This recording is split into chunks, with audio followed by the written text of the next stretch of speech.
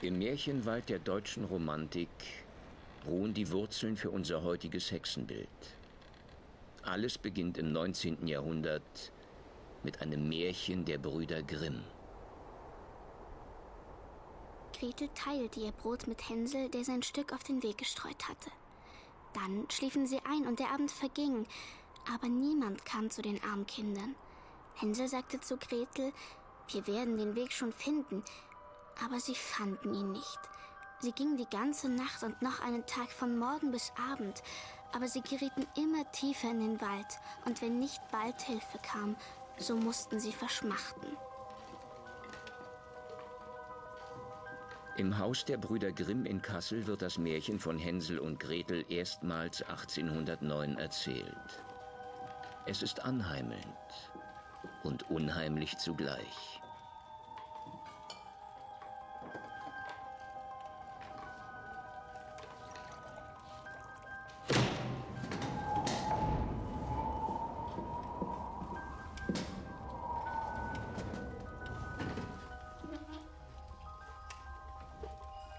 Nach Schneewittchen ist Hänsel und Gretel weltweit das bekannteste Werk der Brüder Grimm. Die Knusperhexe ist die populärste Verkörperung des Bösen im Märchen überhaupt. Da ging auf einmal die Türe auf und eine steinalte Frau, die sich auf eine Krücke stützte, kam herausgeschlichen. Die Alte war aber eine böse Hexe, die den Kindern auflauerte und hatte das Brothäuslein bloß gebaut, um sie herbeizulocken. Wenn eins in ihre Gewalt kam, so machte sie es tot, kochte es und aß es. Und das war ihr ein Festtag.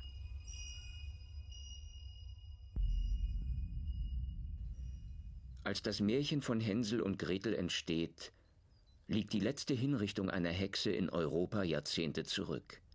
Die Aufklärung feiert ihren Sieg über den Hexenwahn. Nichts soll mehr an die dunklen Zeiten erinnern. Doch durch die Brüder Grimm überdauert das Bild der Hexe.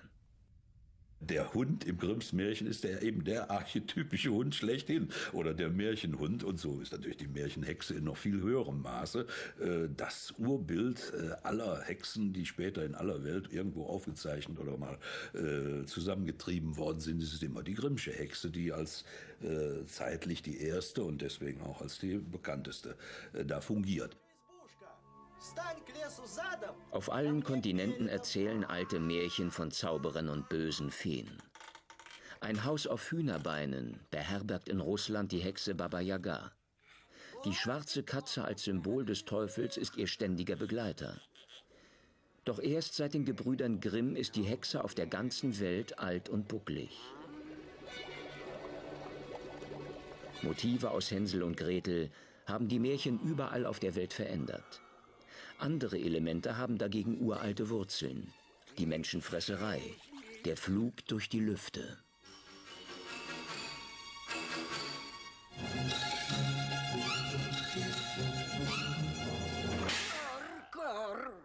Da muss man natürlich fragen, wie kommt es, dass die Hexen überhaupt ins Märchen hineingewandert sind. Das ist eine lange, lange Geschichte. Es gibt schon in der Antike, im antiken Orient und in Griechen gibt es Hexenvorstellungen, Hekate und so weiter. Die gibt es bei den Römern, die gibt es auch bei den Germanen, bei den noch nicht christianisierten Völkern in Mitteleuropa.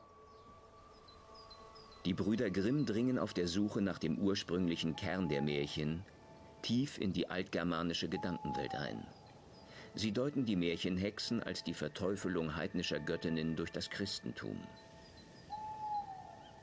Bei den Germanen ist der Glaube an die wilde Jagd von Holda und ihrer nächtlichen Schar weit verbreitet. Jahrhundertelang werden nachts Schüsseln mit Mahlzeiten auf den Tisch gestellt, um sie milde zu stimmen. Diese Göttin Holda ist niemand anders als die wolkenschüttelnde und wetterzaubernde Frau Holle in Grimms Märchen. Frau Holle, das ist die germanische Totengöttin Hel oder Helche oder Holle.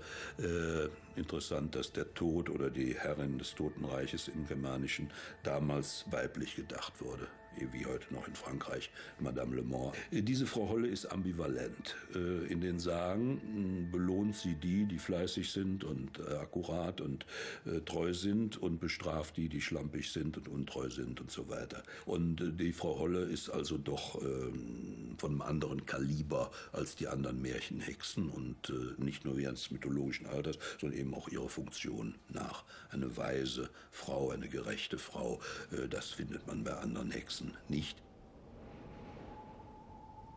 Da packte die Hexe Hänsel mit ihrer dürren Hand und trug ihn in einen kleinen Stall und sperrte ihn mit einer Gittertüre ein. Jeden Morgen schlich die Alte zu dem Ställchen und rief: »Hänsel, streck deine Finger heraus, damit ich fühle, ob du bald fett bist.« Hänsel streckte aber ein Knöchlein heraus, und die Alte verwunderte sich, dass er gar nicht fett werden wollte. Als 4 Wochen herum waren, überkam sie die Ungeduld. »Heda, Gretel«, rief sie, »sei flink und trag Wasser. Hänsel mag fett oder mager sein, morgen will ich ihn schlachten und kochen.« Den in der frühen Neuzeit als Hexen angeklagten Frauen ist tatsächlich vorgeworfen worden, Kinder zu schlachten und zu kochen. Die Erinnerung daran lebt in den Märchen fort.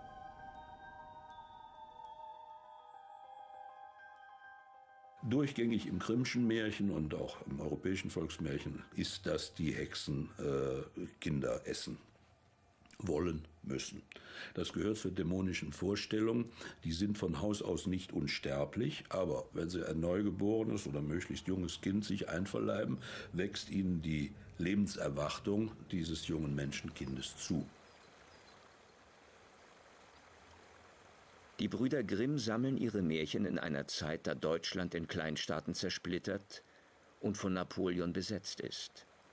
Im Rückgriff auf die Vergangenheit wollen sie die Deutschen kulturell einigen.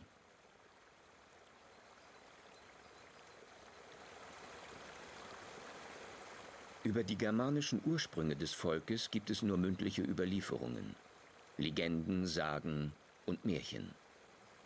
Deren Herkunft geht über Ländergrenzen hinaus. Die Sehnsucht nach dem Mittelalter bezeugen die künstlichen Ruinen der Romantik. Die Brüder Grimm leben ihre Sehnsucht in den Märchen aus. Die Brüder Grimm wissen, dass Hänsel und Gretel französische Wurzeln hat. Dennoch graben sie tief nach dem unverfälscht Deutschen.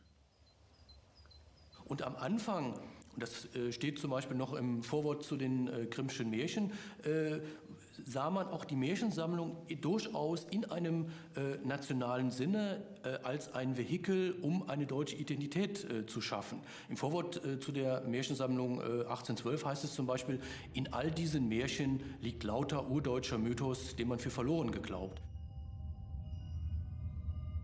»Dumme Gans«, sagte die Alte, »die Öffnung ist groß genug, siehst du wohl, ich konnte selbst hinein«, krabbelte heran und steckte den Kopf in den Backofen. Da gab ihr Gretel einen Stoß, dass sie weit hineinfuhr, machte die eiserne Tür zu und schob den Riegel vor. Da fing sie an zu heulen, ganz grauselig. Aber Gretel lief fort, und die gottlose Hexe musste elendiglich verbrennen.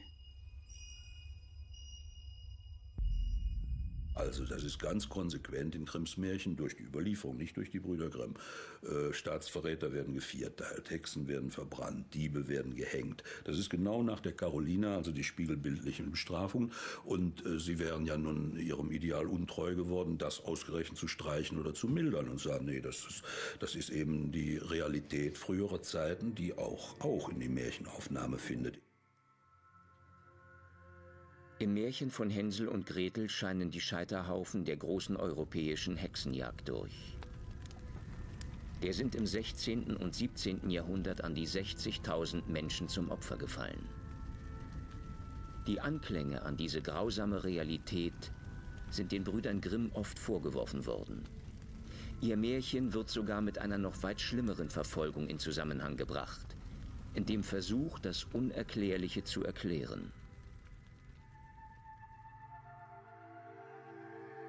Also ich meine, das Märchen von Hänsel und Gretel ist natürlich für uns Deutsche ein sehr schwerer Stoff. In der polnischen Rezeption der Kinder- und Hausmärchen nach 1945 hat es durchaus Gleichsetzungen gegeben, die gesagt haben, das Verbrennen der Hexe ist gleichzusetzen mit den Krematorien in Auschwitz und anderswo in Polen. Und man hat die Kritik am Faschismus, das hat man sehr stark auch am Thema Grimm versucht festzumachen. Und es gibt also durchaus eine Reihe von Zeitungsartikeln, die das Verbrennen der Hexe im Grimmschen Märchen ebenso verallgemeinert als einen Charakterzug der deutschen Kulturgeschichte sehen, eben von Grimm bis zu Hitler. Der Vorwurf, die Brüder Grimm seien Wegbereiter Hitlers, ist unhaltbar. Die Grimms denken national, aber nicht nationalistisch.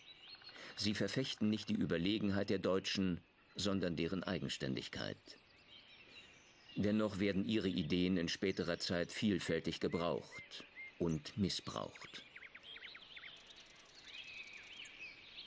Die Suche der Grimms nach der altgermanischen Hexe löst einen starken Widerhall aus. Als besonders dramatisch erweist sich das während der nationalsozialistischen Herrschaft. Was damals geschieht, ist eines der mysteriösesten Kapitel in der Geschichte des Dritten Reiches.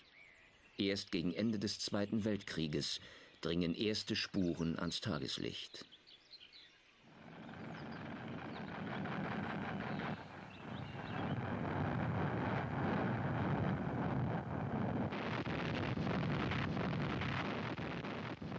Am 12. Januar 1945 begann die lang erwartete Offensive der Roten Armee zur endgültigen Befreiung meiner polnischen Heimat.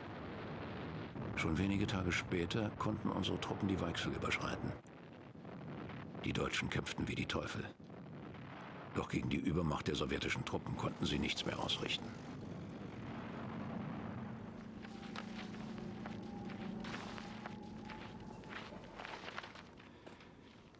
Die Rote Armee hatte die Gegend um Schlesiersee erst vor wenigen Stunden eingenommen. Da schickte mich die polnische Exilregierung hierher, direkt an die Frontlinie. Wir wussten, dass hier wesentliche Teile des Reichssicherheitshauptamtes lagern. Wir kannten auch den Tarnnamen des Objektes: Brabant I. Die streng geheimen Akten konnten kriegsentscheidende Informationen enthalten. So geriet ich als Zivilist, als Bibliothekar der Universität Poznań mitten in die Schrecken des Krieges. Durch nichts war ich auf das vorbereitet, was ich finden würde.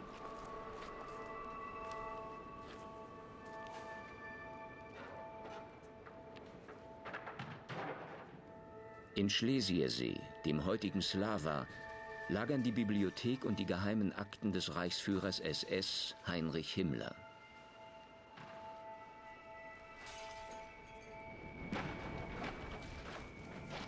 In den letzten Kriegstagen ist die SS hektisch dabei, die Beweise für ihre Taten zu vernichten. In letzter Minute haben die Deutschen vergeblich versucht, die Archive zu verbrennen. In Schlesiersee bleiben 140.000 Bücher und Dokumente erhalten. Was der polnische Bibliothekar findet, ist ebenso brisant wie rätselhaft. Er stößt immer wieder auf ein Wort, das nicht in die Gegenwart zu passen scheint. Das Wort Hexe. In den Akten, die ich zu retten versuchte, fand ich grauenhafte Berichte über gefolterte Hexen. Der Tod dieser Frauen lag Jahrhunderte zurück. Ich versuchte zu verstehen, weshalb die SS diesen Aufwand getrieben hatte. Mich erfasste Grauen bei der Vorstellung, dass sich die SS auf diese Weise Inspirationen für ihr eigenes blutiges Handwerk verschaffte. Zehntausende Karteikarten entdeckt der polnische Bibliothekar.